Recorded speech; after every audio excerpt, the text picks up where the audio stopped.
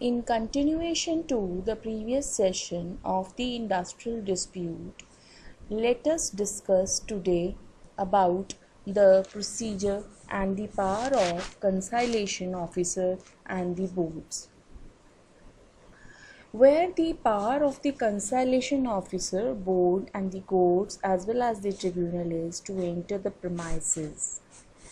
Conciliation officer or the member of the board of the labor court or the tribunal may, with the purpose of inquiry into any existing industrial dispute after giving the reasonable notice, may enter the premises occupied by any establishment. Number 2, they have the power of the civil code. They have the power to enforce the attendance of any person and examining him on oath. They have the power to compel the production of the documents and the material objects. They have the power to issue the commission for the examination of witness, and such matters may be prescribed. Also have the power to appoint the assessor, power to determine the cost. Assessor is that they have the right to appoint 1 or 2 persons having the special knowledge in the matter in the consideration as an assessor, and also to determine the cost of or incidental any proceeding before the labor court or the tribunal court, right? So they shall have full power to determine by to whom and to what extent, the subject to what conditions, the cost to be paid, give all necessary directions for the purpose of the cost, right? So this is the parts. Now, duties of authority under the act section 12 to 15 basically. So duties of the work committee is, the duty of the work committee is to promote measure for securing, preserving the amity or the good relationship between the employer and employee.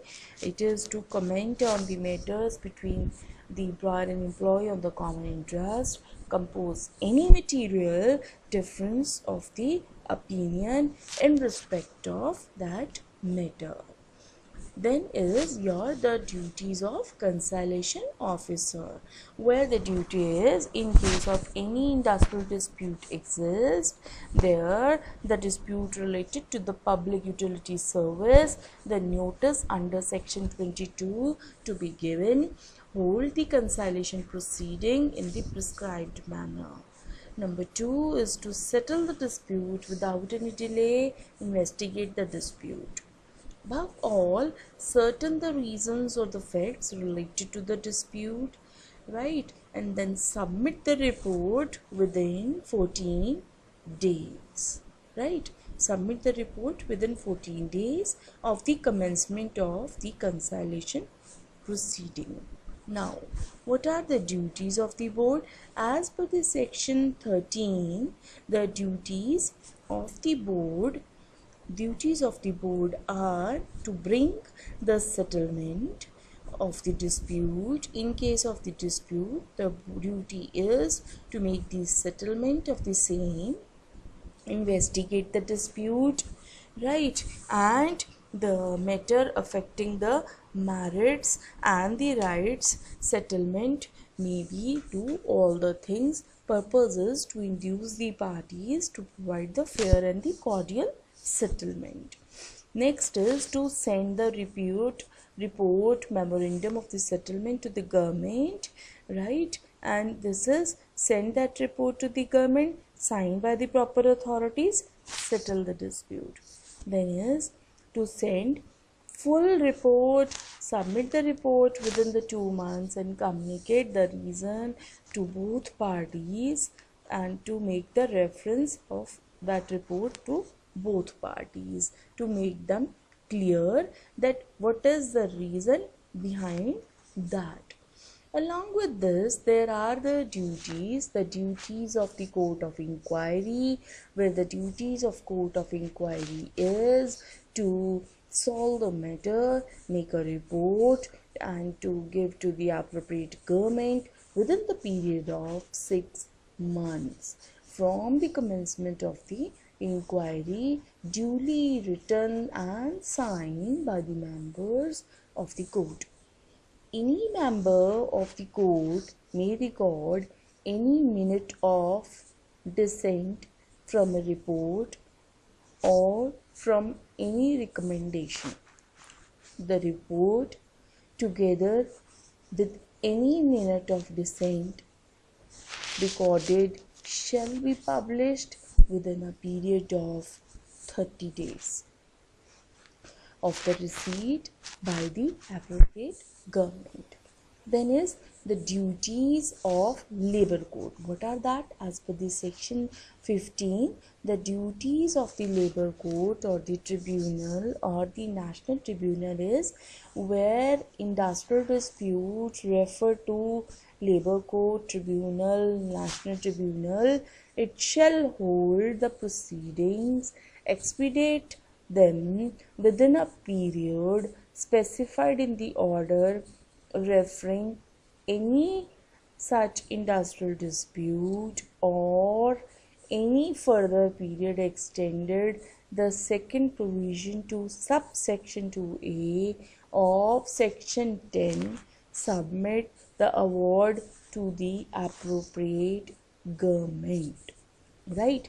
So after that, the need is to form the report, form award, which is also said as, that is as per the section 16. So in case the report of the board conciliation or the board of inquiry shall be in writing, signed by the members of the board, then as the case may be, the member of the board, however, record the minute of dissent from report, from any recommendation made therein. So here the award of the labor court or the industrial tribunal be in writing, be properly signed by the proceeding officer. Not only this, that report or that award need to be published. Proper publication of that is also required under section 17. So under section 17, that publication is required, where every report of the board of conciliation or the court of inquiry together with any minute of dissent recorded, so every arbitration reward, every award of labor court, right, within the period of 30 days from the date of the receipt of that reward by the government, to be published in that manner in which it thinks fit.